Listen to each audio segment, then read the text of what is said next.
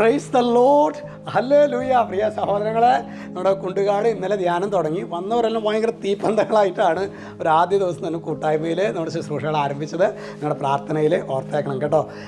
ഇന്ന് നമ്മൾ ധ്യാനിക്കുന്നത് യോഹന്നാൻ ശ്ലീഹായുടെ 3-ാമത്തെ ലേഖനം 1-ാമത്തെ അധ്യായം 4-ാമത്തെ വാക്യം.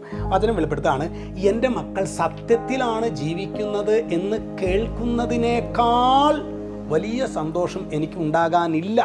അതായത് അപ്പസ്തോലനായ യോഹന്നാൻ ശ്ലീഹ തനിക്ക് ഏൽപ്പിക്കപ്പെട്ട ദൈവജനത്തെക്കുറിച്ച് പറയുന്നതാണ്. എൻ്റെ സഹോദരങ്ങളെ, നമുക്ക് ശരിക്കും അങ്ങനെ ഒരു ചിന്തയുണ്ടോ? അതായത് ഞാനപ്പോൾ ചിലപ്പോഴൊക്കെ ഞാൻ കണ്ടിട്ടുണ്ട് സഹോദരങ്ങൾ, മാതാപിതാക്കൾ അച്ഛാ എൻ്റെ മകൻ ഗസറ്റഡ് ഓഫീസറാണ്, നല്ലതാണ്. എൻ്റെ മകൻ അവൻ വിദേശത്താണ്, എൻ്റെ മകൻ അവൻ 5 ലക്ഷം രൂപ മാസം ശമ്പളമുണ്ട് അച്ഛാ. ഇങ്ങനെയൊക്കെ പറയും. നമുക്ക് തീർച്ചയായിട്ടും സന്തോഷമൊക്കെ ഉണ്ടാകണം, അത് സ്വാഭാവികമാണ്. അതിനേക്കാളും സന്തോഷം ഉണ്ടാകേണ്ടതെന്ന് പറഞ്ഞു അച്ഛാ, എൻ്റെ മകൻ ഈശോയെ അനുഭവിച്ചിട്ടുണ്ട് അച്ഛാ, എനിക്കത് മതി.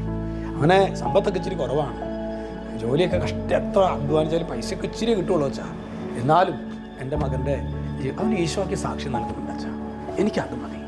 നമ്മുടെ ജീവിതത്തിൽ പ്രിയ സഹോദരങ്ങളെ, സത്യമായ യഥാർത്ഥ സത്യമായ യേശുവിനെ എൻ്റെ മകൻ സാക്ഷ്യപ്പെടുത്തുന്നു എന്നതിൽ അഭിമാനിക്കുന്ന ഒരപ്പനാണോ നീ? അഭിമാനിക്കുന്ന ഒരമ്മയാണോ നീ?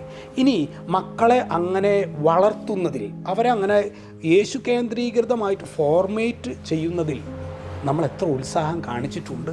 അപ്പോൾ വേറൊരു ചോദ്യമുണ്ട്, ഞാൻ എത്രമാത്രം ഈ യേശു അനുഭവത്തിൽ വന്നിട്ടുണ്ട് എന്ന് ഒരു ചോദ്യമുണ്ട്. ഞാൻ തന്നെ എന്ത് യേശു അനുഭവം?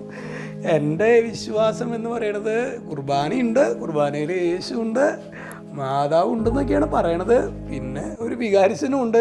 ഈ രീതിയിലുള്ള വിശ്വാസമാണെങ്കിൽ പ്രിയ സഹോദരങ്ങളെ, നമുക്ക് യഥാർത്ഥ സത്യമായ യേശുവിൻ്റെ സാന്നിധ്യം നമുക്ക് അനുഭവം. വിശ്വാസം അനുഭവത്തിലേക്ക് വരാത്ത ഒരു വലിയ പ്രതിസന്ധി നിറഞ്ഞൊരു കാലഘട്ടം. വിശ്വാസം അത് അനുഭവമാകാത്ത ഒരു പ്രതികൂലത്തിലാണ് നമ്മൾ ആയിരിക്കുന്നത്.